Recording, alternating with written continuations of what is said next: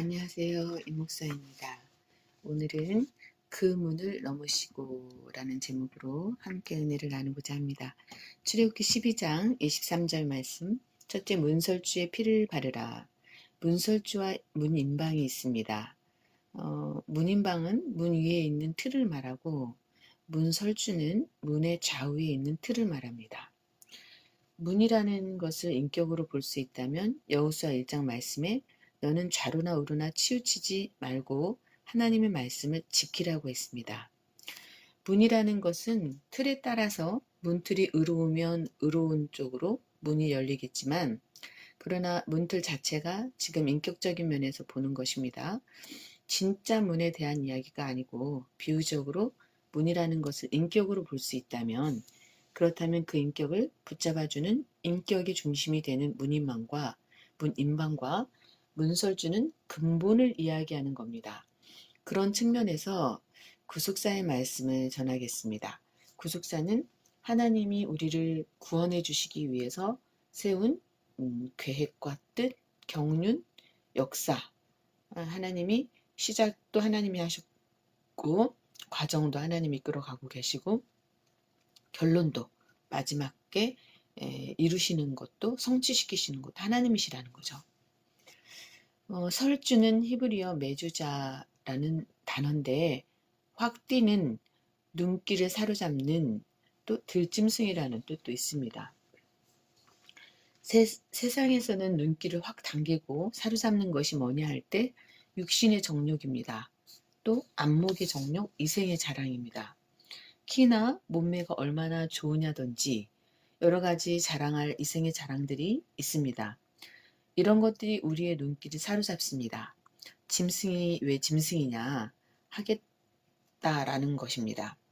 가지겠다라는 것이고 보겠다라는 것이고 본능대로 살아가는 것, 이런 것들이 짐승의 속성을 가진 그런 내용이죠. 어떻게 보면 우리 이야기입니다. 우리가 안목을 쫓아가고 정욕을 쫓아가고 이생의 자랑을 쫓아가고 본능대로 살고. 그래서 짐승의 두 가지 특징이 뭐냐 할 때 첫째는 깨달음이 없는 것과 둘째는 절제가 없다는 거예요.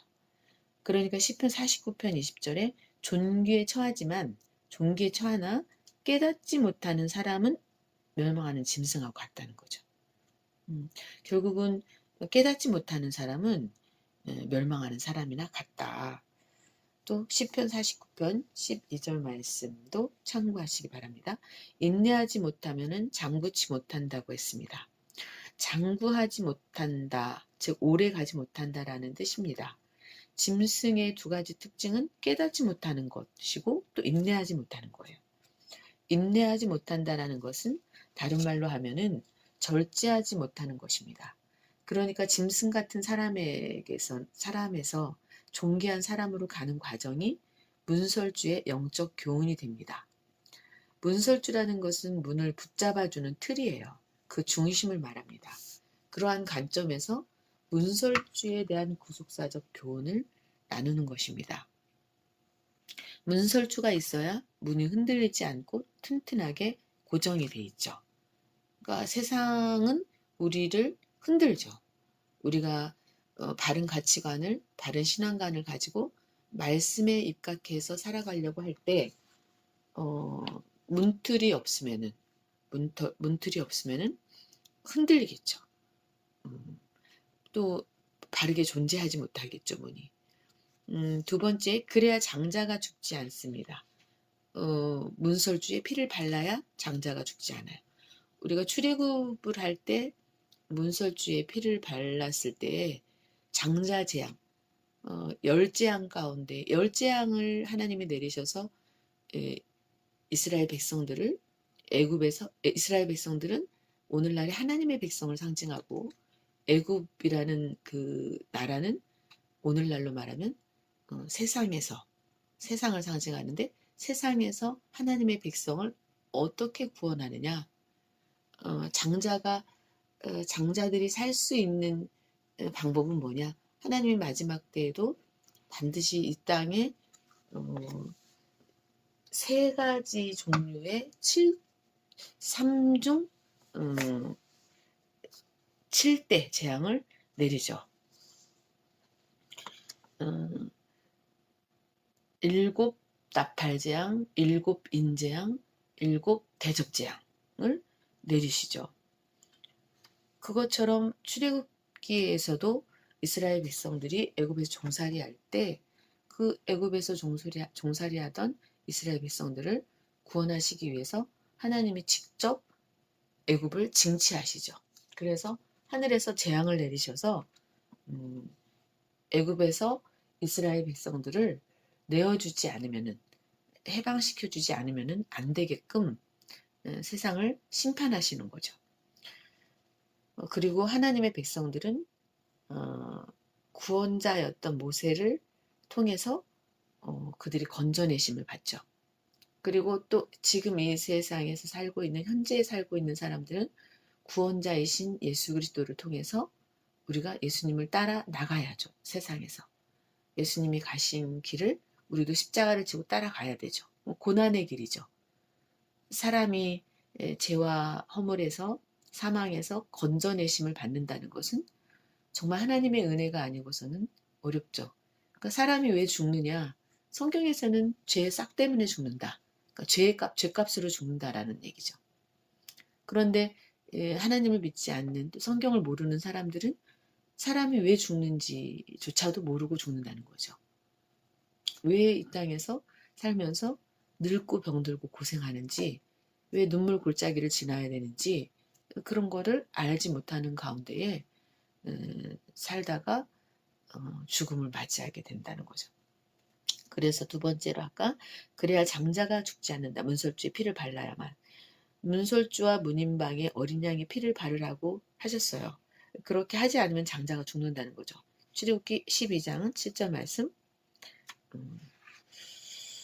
여러분, 이왕이면은 장자의 축복을 받으면 좋습니다. 이스라엘의 그 성경에도 기록되어 있듯이 장자들은 큰 축복을 받아요. 갑절의 축복을 받죠. 다른 자녀들보다. 이왕이면은 하나님 앞에 바르게 삶을 영위함으로 말미암아 정말 자격을 인정받아서 너는 진짜로 큰아들다운 장자다운 사람이다. 너는 정말 다른 사람하고 좀 다르다. 그런 인정을 받을 수 있으면 좋겠죠. 장자의 죽고 사는 문제가 어디에 있느냐 할 때 문에 있는 것이 아니고 문설주와 문인방에 있다는 거죠. 그 문을 붙잡아주는 틀에 있어요. 문인방과 문설주를 문의 틀로 본다면, 이것을 다른 말로 한다면 마음의 근본을 의미하는 겁니다. 마음의 중심. 어린 양의 피를 육의 생각에 뿌리라는 것입니다. 그래야 장자가 살아난다는 것입니다. 죽지 않고 죽는 이유가 여러분 어디서 비롯된 것이에요? 욕심에서. 욕심이 잉태한 즉 죄를 낳고 죄가 장성한 즉 사망을 낳는다고 그랬잖아요. 야고보서 1장 15절. 사망의 씨앗이 어디서 비롯된 것이냐? 결국은 욕심에서, 마음에서 시작된다는 거죠. 고장나고 잘못된 마음. 정확하게 문설주를 이야기하는 거예요. 문인방과 문설주 자체가 잘못되었으면 그 문도 잘못된 것입니다. 어떤 문이냐는 것이죠. 무엇을 위해서 열리고 닫히는 문이냐 할 때 설주에 따라서 지금 인격 차원에서 문에 대한 이야기를 하는 것입니다. 문설주가 예를 들어서 악하다면 그 문은 악한 것에 대해서 열리고 닫히는 그런 문이라는 거죠. 그런 인격이라는 거죠. 그래서 반드시 문설주에 피를 발라야 돼요. 예수 그리스도의 속죄의 은총이죠. 용서받아야 된다는 거예요. 진정으로 깨닫고 진심으로 회개하고, 회개라는 것은 죄악된 길로 가던 발걸음을 돌이키고 바른 길로 가는 거. 하나님이 너 옳다. 너 그래 의인이다. 아니 너는 악인이야. 라고 하나님이 악인과 의인을 나누시는 그러한 심판의 때에 너 의인이야 라고 인정받을 수 있는 그러한 부분을 말하는 거죠.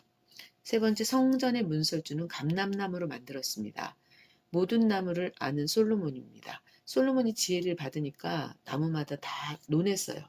이야기를 했어. 이 나무는 어떻고 이 나무에 대해서 완벽하게 설명할 수 있었다는 거죠. 솔로몬이 성전을 지을 때 천장과 벽은 백향목으로 지었어요. 그리고 마루하고 문은 잣나무로 지었거든요. 그런데 문설주는 감람나무로 지었어요. 왜 그럴까요? 그냥 한 가지 나무로 다 해버리지. 왜 천장과 벽은 백향목으로 하고, 예를 들자면 마루하고 문은 잣나무로 하고, 반면에 문설주는 감람나무로 했다. 왕상 6장. 작은 1번으로 백향목은 의인의 자라남을 말합니다. 시편 92편 12절. 발육한다, 자란다. 백향목은 뭐냐 할 때 의인의 자라남을 장성한 자가 되어져 가는 과정을 의미합니다. 시편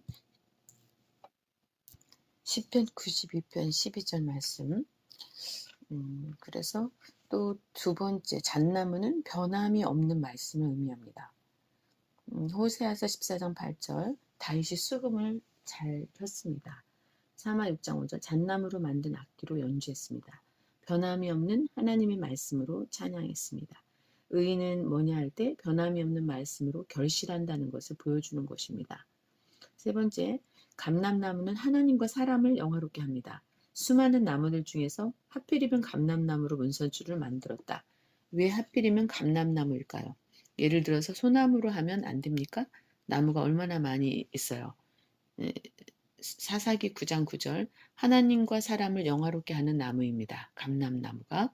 솔로몬은 하나님의 섭리를 말로 하지 않고 나무로 말했습니다. 솔로몬이 하나님의 섭리를 나무로 발표하고 있는 것입니다. 그러면 감람나무가 도대체 어떻게 사람을 존귀하게 한다는 이야기입니까? 감람류로.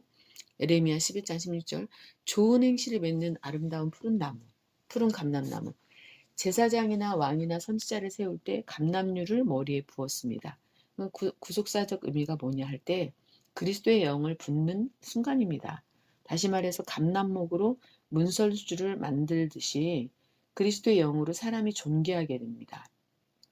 그렇다면 그리스도의 영으로 사람이 귀하게 된다면, 영화롭게 된다면 도대체 마지막 때의 영의 역사가 어떻게 일어나는 것인가?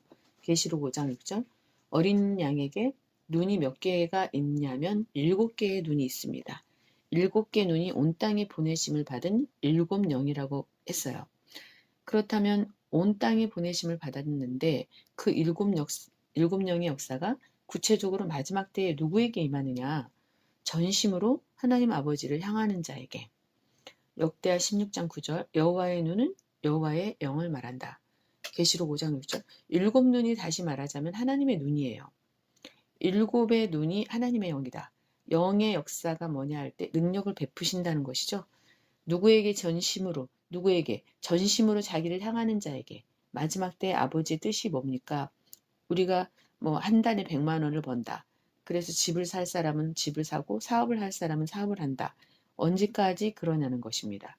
우리가 지금 쇼하는 것이 아닙니다. 우리가 지금 교회 역사를 일으키는 것이 우리가 진짜 믿어지니까 이 사역에 전심전력을 다하는 것입니다.